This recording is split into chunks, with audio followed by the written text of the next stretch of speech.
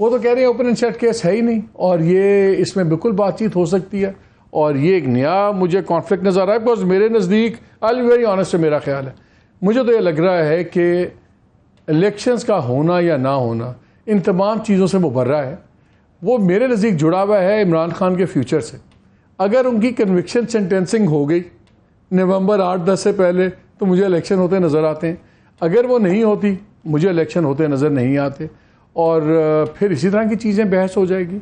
नया सेंसस पुराना census, do you agree और व्हाट? देखिए मैं बेसिकली मैं आपसे एग्री करता हूँ क्योंकि ये तो बिल्कुल क्लियर है कि पीटीआई की वापसी तो नहीं हो सकती for a number of reason, चाहे वो लीगल कहें चाहे वो पॉलिटिकल कहें जो भी है, और एडमिनिस्ट्रेटिव और इलेक्शन होने तो हैं। अच्छा, अब वो जो 90 दिन का या 60 दिन का जो एक कॉन्स्टिट्यूशनल रिक्वायरमेंट है वो हमने देख लिया कि वो जो मार्च 14 को जो होने थे इलेक्शन के बाद क्या हुआ, तो वो एक रेड लाइन तो क्रॉस झाका उतर गया ना झाका। और उसके बाद सुप्रीम कोर्ट ने भी थोड़ा सा बैक पैडल किया है और गवर्नमेंट ने भी देखा कि जी अगर हमने ज़्यादा जब प्रेशर दिया है तो सुप्रीम कोर्ट ने थोड़ा सा बैक ट्रैक किया है। अब मेरे ख्याल में उस वक्त जो पॉलिटिकल सिचुएशन थी और अब जो पॉलिटिकल सिचुएशन है उसमें ज़मीन आसमान का फ़र्क है, अब बहुत ज़्यादा इंटेंस है। तो वो जो रीज़न था डिले करने का, अब वो रीज़न उससे 10 गुना ज़्यादा है। और तब तो फिग लीव था ना कि जी आइन की ये शिकें पड़े, आपको इंटरिम गवर्नमेंट चाहिए इसलिए 14 मई को नहीं हो सकते, लेकिन ये आउटर लिमिट थी। इस आउटर लिमिट को हिलाना कोई आसान नहीं है। अब देखें ना, वो जो अभी इन्होंने कह दिया कि जी इलेक्शन कमीशन ने फैसला करना है, अब इलेक्शन कमीशन कैसे इंटरप्रेट करे आइन को? अब ये भी इसकी भी एक तशरीह हमें चाहिए कि इलेक्शन कमीशन कैसे कर सकती है। लेकिन बहरहाल वो जो लॉ अभी गवर्नमेंट ने पास किया है कि जी इलेक्शन कमीशन फैसला करेगी कि डेट कब होगी, उसकी रोशनी में और ये जो भी इरफान कादिर साहब ने कहा है, इन दोनों को अगर आप जोड़ें तो अब election commission can come up with any reason to say कि नहीं जी हाँ 90 दिन तो है मगर, और made to come up with any other reason, दोनों चलते हैं ना। जो कल सारा ब्रेकडाउन भी आया है फाद, उसमें हमने देखा है कि 12 crore 60 lakh voter registered voters हैं, इसमें से ओवर 45% 5 कुछ करोड़ समथिंग वो 18 और 36 के दरमियान में है। जो प्राइम फोकस है पीटीआई का वो सारा वो अलग चीज़, उस पर बाद में आते हैं। मैं कह रहा हूँ कि अब बड़ी क्लियर चीज़ है, हकीकत है पाकिस्तान में सबको पता है कि 9 मई के बाद एक विजिबल स्टेक होल्डर इस्टेब्लिशमेंट भी है और उसमें कोई खुफिया काम नहीं है। आर्मी चीफ भी कई जगह एड्रेस कर चुके हैं अपनी वर्कशॉप्स को दूसरे लोगों को, जब उन्होंने कहा कि जब तक मैं जिंदा हूँ ये नहीं होगा, 9 मई वालों को हम नहीं छेड़ेंगे। ओपन स्टांस उस पर गवर्नमेंट का आ गया, इस्टेब्लिशमेंट का आ गया, तो इसमें कोई प्रिटेंस है ही नहीं है। मुझे तो दो चीज़ें आपको क्या लगती हैं कि जब आप स्टेक होल्डर बन गए हैं और इतना ये 9 मई के बाद प्रोसिक्यूशन बड़ी इंपॉर्टेंट है, अभी तक एक भी मुकदमा शुरू नहीं हुआ हमारी इत्तला के मुताबिक और बहुत शोर मचा हुआ था। शायद वही सुप्रीम कोर्ट का इंतज़ार कर रहे हैं कि वर्डिक्ट हो तो उसके बाद हो क्या हो। तो क्या इस्टेब्लिशमेंट के पास क्लियर प्लान है? Do you think they know where they want to go? ये तो हमें पता है कि कौन किसका आना रोका हुआ है, लेकिन जिधर जाना है और कैसे जाना है ये प्लान है किसी के पास? देखिए ऑब्वियसली अब अगर मेरे पास ये सारी डिटेल्स होती हैं तो ये तो इस वक्त की सबसे बड़ी खबर होती, लेकिन जो हम जो देख रहे हैं, जो सुन रहे हैं और जो खामोशी से जो विस्पर्स भी हो रही हैं, उसमें एक चीज़ तो बिल्कुल क्लियर है कि एक शख्स ने तो नहीं आना। तो प्लान जो है उसका जो पहला नुक्ता है वो तो ये है। अच्छा, अगर उस शख्स ने नहीं आना तो फिर दूसरा उसका जो नुक्ता है वो ये कि जी कैसे उसने नहीं आना, कैसे व्हाट डू यू डू। हाँ।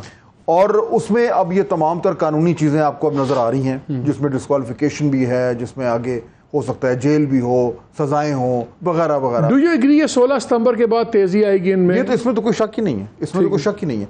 देखिए ये तो इस वक्त बिल्कुल क्लियर एक असेसमेंट है कि इस वक्त जो कुछ भी अगर कोई लीगल एक्शन होगा तो सुप्रीम कोर्ट इस वक्त जो है वो फ्रेंडली है टारगेट के लिए, इसलिए लटका रहे हैं सारी चीज़ें। तो मेरे ख्याल में एक गो स्लो है। प्लान ये बिल्कुल क्लियर है कि जी रोकना है और किस तरीके से रोकना है। अच्छा, अब उसमें जो बड़ा सवाल है वो ये कि will it work, that's a bigger question. उसके लिए मेरे ख्याल में वेट करना पड़ेगा।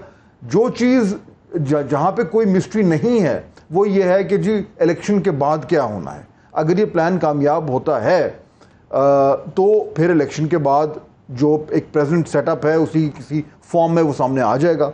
तो मेरे ख्याल में शॉर्ट टर्म प्लान तो मुझे नज़र आ रहा है, लेकिन उसके नतीजे में मीडियम टर्म या लॉन्ग टर्म में क्या डिविडेंड्स आएंगे वो मेरे ख्याल में it's a big question. Fahd या तो ये मैं ब्रेक का मुझे कहा जा रहा है, लेकिन क्विक जवाब इसका कि क्या इसके ऊपर वो लोग नाराज़ होकर घर बैठ जाएंगे या लोग ज़्यादा गुस्से में पोलिंग स्टेशन पे आएंगे। लेकिन पोलिंग स्टेशन पे आना इतना आसान नहीं है और सारा उस दिन की डायनामिक्स अपनी होती हैं। और ये प्रेसिडेंशियल इलेक्शन तो नहीं है ना, हाँ। ये तो इसमें तो कंस्टिट्यूएंसी लेवल उसमें आपका उम्मीदवार दूसरे भी है, ये खाली ये तो नहीं है कि खान साहब भी 9 सीटों से इकट्ठे इलेक्शन लड़ रहे हैं, अब उन्होंने 400 सीटों से तो नहीं लड़ना। और तो ग्राउंड दूसरी रियलिटी से तो और है। ये सारी रियलिटीज जो हैं they are going to kick into play मेरे ख्याल में। और ये इसलिए जो कैलकुलेशन है कि जी सिर्फ और सिर्फ उनकी पॉपुलैरिटी पे वो खंबा भी खड़ा करेंगे तो वो जीत जाएगा, मेरे ख्याल में वो सूरत हाल नहीं है। और उनके सामने जो सारा एक सिस्टम खड़ा हुआ है वो सिस्टम जो है वो दिहाइयों से ये गेम खेल रहा है।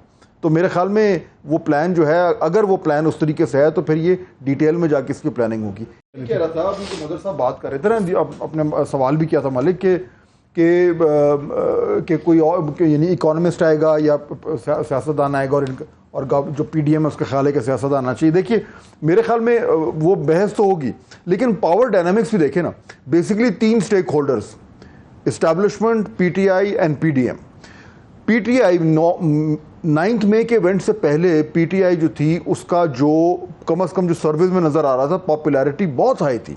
और पीडीएम के अंदर भी ये एक असेसमेंट थी कि अगर सूरत हाल ऐसी रही और महंगाई ऐसी चलती रही तो इलेक्शन में बड़ा मुश्किल है। व्हाट अबाउट ये वोटर प्रोफाइल जो अब आया, ये बड़ा इंपॉर्टेंट है। अब नहीं, लेकिन मैं ये कह रहा हूँ जो उस इशू के ऊपर मई 9 के बाद जो पीटीआई जिसके बारे में कहा जा रहा था कि जी ये अगला इलेक्शन तो इसका है, आज वो कहीं नजर नहीं आ रही। उसके पार्टी नजर नहीं आ रही ना, पार्टी का स्ट्रक्चर नजर नहीं आ रहा, वोटर तो है ना। यस, लेकिन अब मैं दूसरे एंगल से कह रहा हूँ, मैं ये कह रहा हूँ कि पीडीएम जहां पे आज पीटीआई खड़ी है उसमें पीडीएम का ज्यादा रोल नहीं है। हाँ। ये जो 3 स्टेक होल्डर्स हैं, एक बहुत ताकतवर स्टेक होल्डर ने बहुत ऐसी पार्टी जो कि लग रहा था जीतेगी को इस वक्त नीचे किया हुआ है। तो अब जब वो नीचे हो गई तो इसका और इनका बार्गेनिंग पावर, निगोशिएटिंग पावर में बैलेंस नहीं है।